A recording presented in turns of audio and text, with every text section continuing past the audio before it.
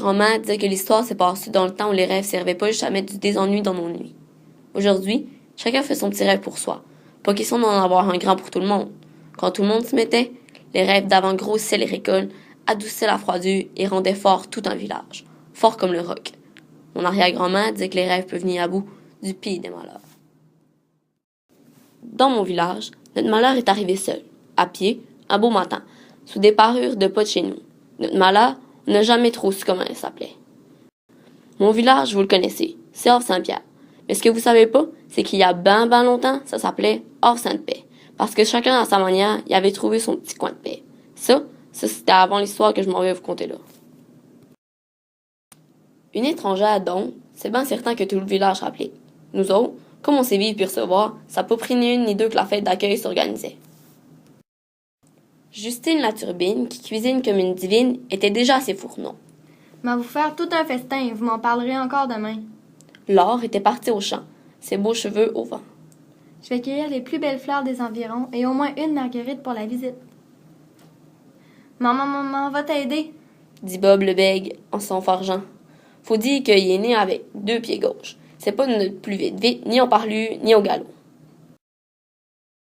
Gilbert bras de fer, c'est assez clair, portait au moins 100 chaises sur chaque épaule, les épaules larges comme le grand large. Hey, Eugène! Cria Gilbert. Je les mets où? Là, comme à chaque fois que quelqu'un lui parle, Eugène la gêne est devenu rouge, rouge comme un beau coucher de soleil. Puis comme à son habitude, la seule chose qu'il a trouvé à dire, c'est Laure, ma Laure, tes longs cheveux sont comme de l'or. Eugène, vous l'avez deviné, il est amoureux. Aussi bien dit, un petit peu niaiseux.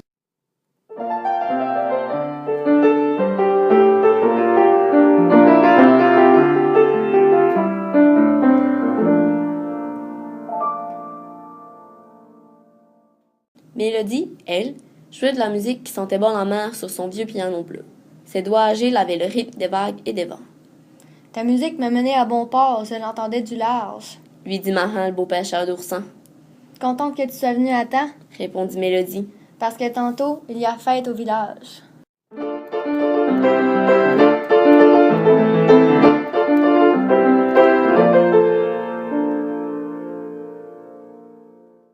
La fête s'est donc mise en branle avec l'aide de tous, les enfants vieillards, chacun donnant un coup de main au meilleur de son talent. Tout pour faire plaisir à l'étrangère. Placée au centre des réjouissances, elle dégageait une bien drôle présence. Même ses jambes étaient si maigres qu'on aurait dit 2 longues quenouilles, son poids était lourd et pesant comme si elle portait une tonne de roches par dedans. Ses yeux tout noirs avaient le regard dur comme la pierre. Ses cheveux, un vrai voyage de foin. Quant à ses doigts tout croches, on aurait dit des vrais ergots de corbeau. La fête filait son train. Ça chantait, ça dansait, ça mangeait. Mais l'étrangère a pas souri une fois, figée, ben douette comme une statue.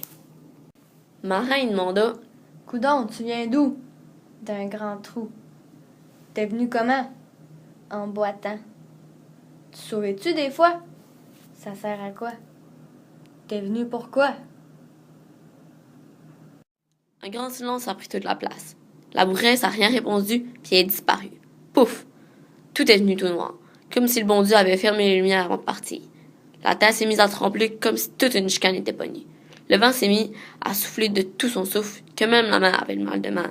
Personne dans nos villages avait assez de mémoire pour se rappeler une tempête aussi brutale. Mais là, le pire arriva. Une pluie de pierres nous tomba dessus. Des roches, des cailloux, des galets, nommez-les. La méchanceté se vidait le cœur. Tout s'est brisé autour de nous. Les arbres, les champs, puis nos maisons. Puis même le piano bleu de Mélodie. Tous ont bien cru la dernière heure venue. « Tout le monde à l'église! » cria le curé de toutes ses forces. La grosse église nous avait servi de refuge. Un vrai sanctuaire construit de pierre de bord de mer, plus solide que le temps qui passe. La maison du bon curé Saint-Pierre. La pierraille continue à tomber du ciel. Qu'est-ce qu'on peut bien faire quand on se fait imposer la guerre par une étrangère? Nos seules larmes, c'était nos larmes, de peine et de rage.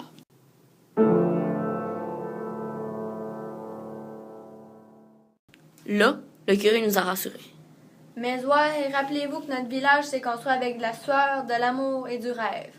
Aujourd'hui, on va aussi passer à travers cette épreuve avec du rêve. Gilbert, place les bancs pour que tout le monde soit bien. Laure, imagine-nous dans des grands lits de fleurs. Mélodie, chante-nous un de tes beaux airs pour nous endormir. Tout le monde s'est rassemblé autour du curé, puis un sommeil général s'est installé. Le curé a doucement rajouté. Bonne nuit, beau rêve, mon assemblée. Tout le monde a cogné des clous, mais tous ont fait le même beau rêve. L'étrangère au cœur de pierre avalait toutes les pierres de sa colère et se figeait le poing en l'air, anéanti par plus fort qu'elle. Une tempête de roches, ça peut peut-être briser un piano bleu, mais ça tuera jamais la musique qu'on a dans le cœur.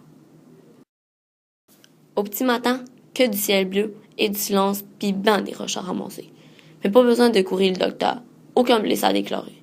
L'Église nous avait bien protégés et avait porté notre rêve, notre havre, le havre du curé Saint-Pierre, havre Saint-Pierre. Des drôles de roches, ça vous en verrez si jamais vous mettez le pied dans notre coin de pays. Il y en a une, faites attention. Elle a la forme de l'étrangère. Certains disent même que par nuit noire, on entend rire. Ou ben pleurer. Mon arrière-grand-mère avait bien raison. Le rêve peut venir à bout du pire des malheurs.